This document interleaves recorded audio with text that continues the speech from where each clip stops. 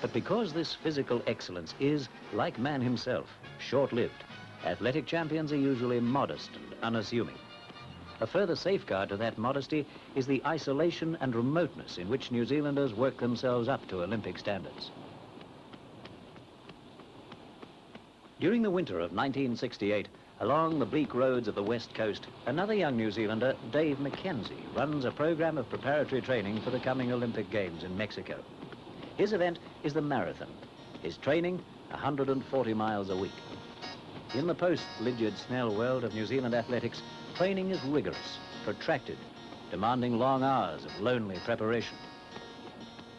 Athletes strive for that strength, stamina and speed commemorated in Greek art, and idealized television and radio will be almost 60 strong, with a contingent of 26 officials, coaches, photographers, broadcasters and journalists in support.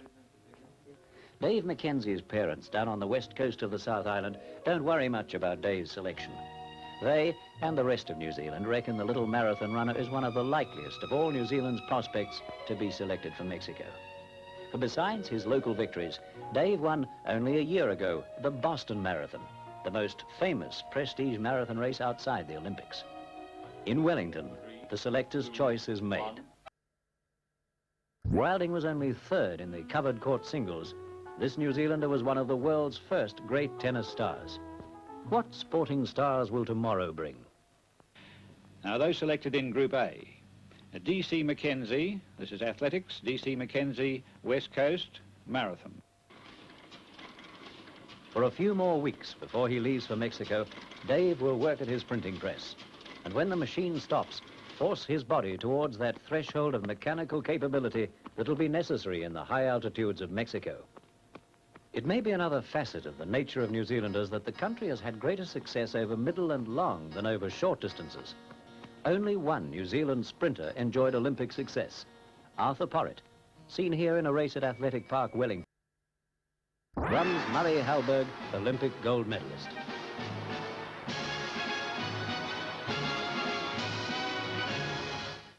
This is the sort of stamina Dave McKenzie is building into his body before Mexico City. The deserted roads he trains on now will be very different from the cheering, crowd-packed avenidas he will race along in Mexico. The stradas of Rome were also crowded in 1960, when Abebe Bikila raced barefooted in the marathon.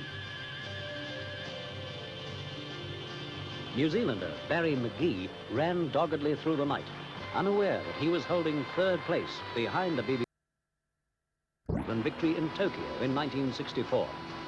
Will Abebe Bikila win again in Mexico? Every athlete strives to bring his performance to its peak for the Olympics. Dave McKenzie is considered, and not only down on the coast, as a real challenge in the 1968 marathon. Nor, as he trains round the deserted Greymouth racecourse, do New Zealanders forget that another young athlete, also born on the west coast, brought fame to his country at the crowded arena of another Olympiad.